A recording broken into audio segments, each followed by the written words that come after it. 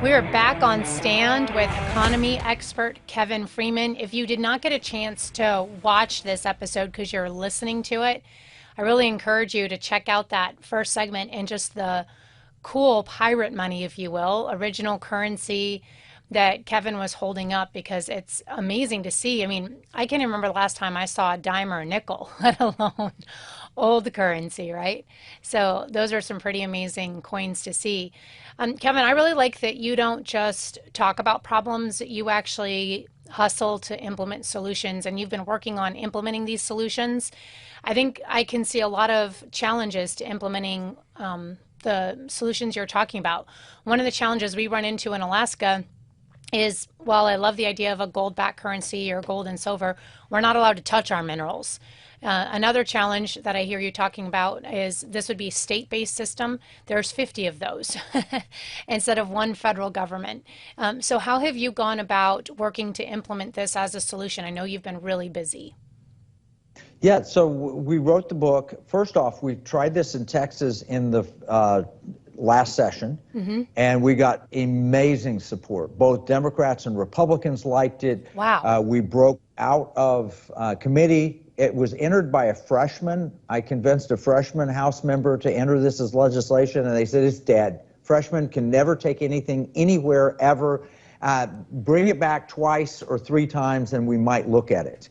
But a freshman got it out of the State Affairs Committee, which is the hardest committee in the House, right, got it out of calendars, and got it onto the floor. Wow. And then we impeached our Attorney General, and we had a whole bunch of stuff going on. And so it got chubbed out at the last second. But we had the votes. We counted them.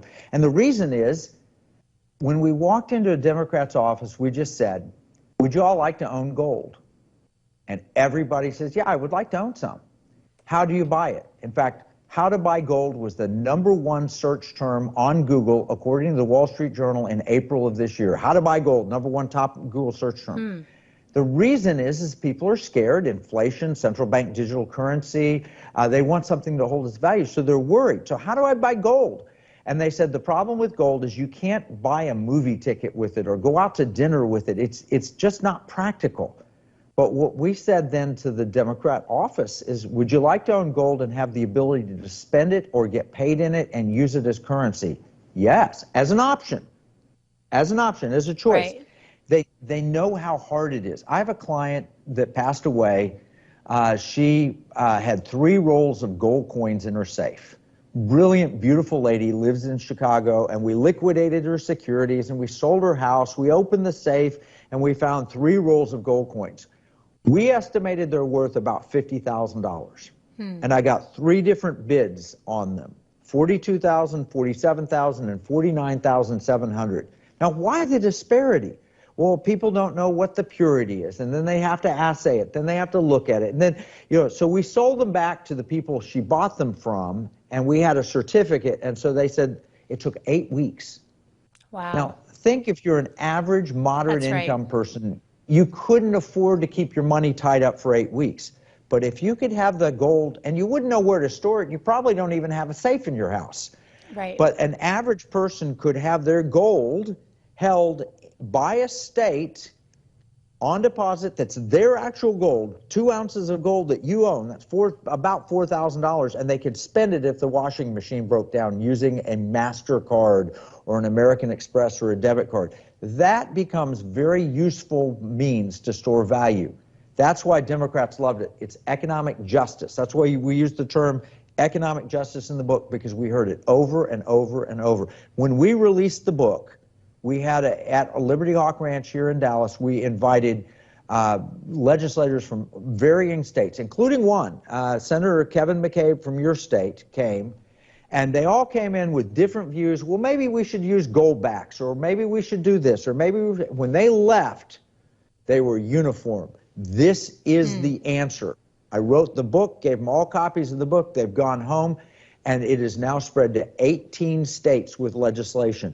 We think we can pass it in almost every state in the United States, and we love that federalism, because maybe Alaska does it right, but California doesn't do it so right. And if I live in California, I can have a banking relationship in Alaska or South Dakota or Florida or Texas.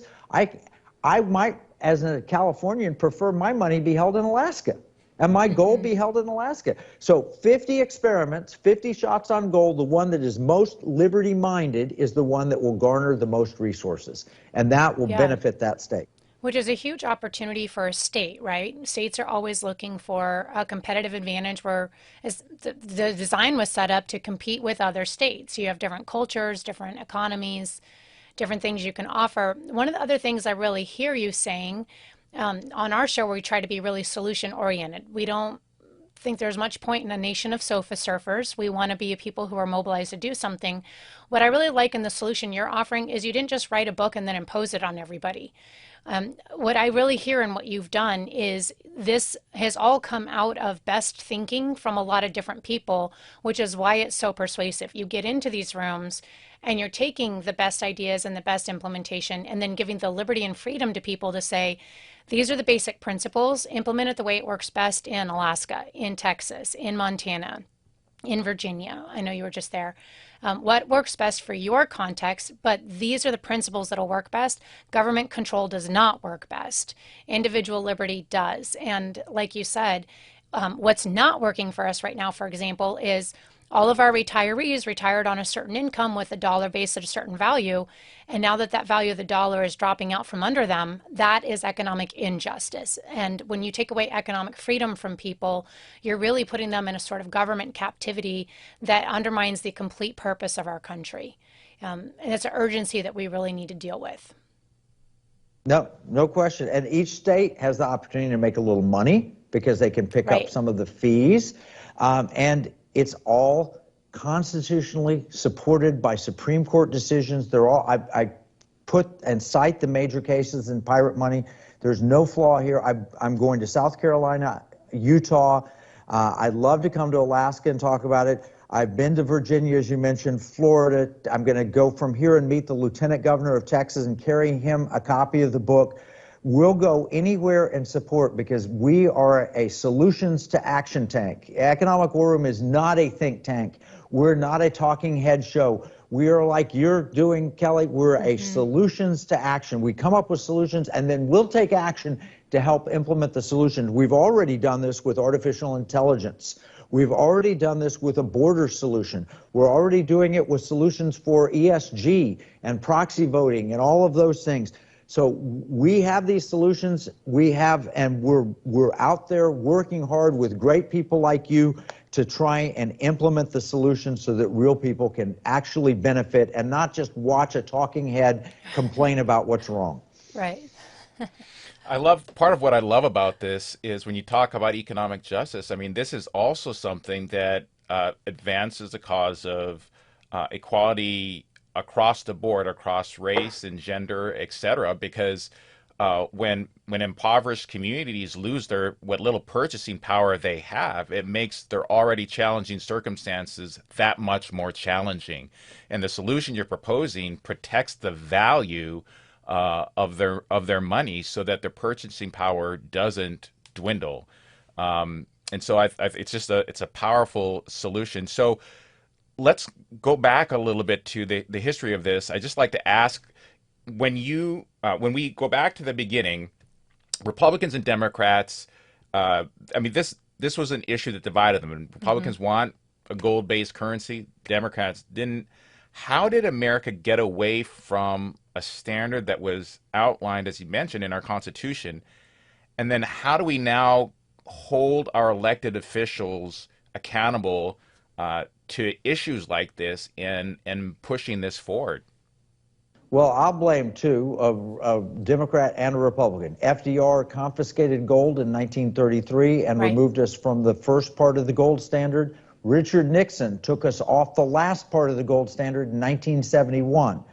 In 1971, from that day to the present, I was 10 years old, I could buy a Hershey bar for a dime, I could buy a Slurpee for 15 cents, I could buy a Spider-Man comic for 15 cents, a cheeseburger, chocolate shake, and fries at McDonald's for $1. Total, I could earn $1.60 in 1 hour's work. I could spend $1.40 on all those things that I just mentioned, and I had enough left over to pay my tithe. Or it shouldn't have been left over. I paid my tithe first, and then I had enough left over to eat and enjoy all the good things in 1 hour's labor as a 10-year-old. But what happened in 1971 is Richard Nixon created the opportunity for the financialization of the entire economy to where we have money making money rather than people making things that make money, and we lost our manufacturing base. Wall Street became predominant. They bought off all the politicians, and that's how we went from being a real economy to a fake money economy, which is where we are today. And so if I can wake up the populace and realize this isn't Democrat or Republican, That's right. This is a real people versus the elites that are running everything. They get it, and the way to take them back is education, and the way to educate them is pirate money. If I can get you to read, Nick Vujicic wrote the foreword to it. Nick is a dear friend. You got to hear his story. It's in there. He got debanked, a man without arms or legs, got debanked. He's a brilliant, beautiful man. It's got great endorsements. Ben Carson wrote the very first endorsement here. If you'll read the foreword by Nick Vujicic, I think you'll read the introduction. If you read the introduction, I'm certain you'll read the first chapter. If you read the first chapter, you'll read the whole book, and I have you on my team. Read the book. I know you'll buy into it, and you'll love it. That's really good. So Nick is amazing. We do know him. And this is an awesome book. So we totally endorse and recommend it. You can get it on Amazon, Pirate Money, or check out Kevin's website, economicwarroom.com. We appreciate your wisdom. We appreciate your courage, Kevin, and everything you've shared today, taking a stand for economic freedom and helping us out here in America. This is amazing. Pirate Money is good, and we totally hope everybody adopts this, reads the book, and gets empowered. This has been another fantastic episode on Stand with Kelly and Nikki Chewbacca. You can follow us on your favorite podcast platform. You can get all of our links at standshow.org. We will see you next week.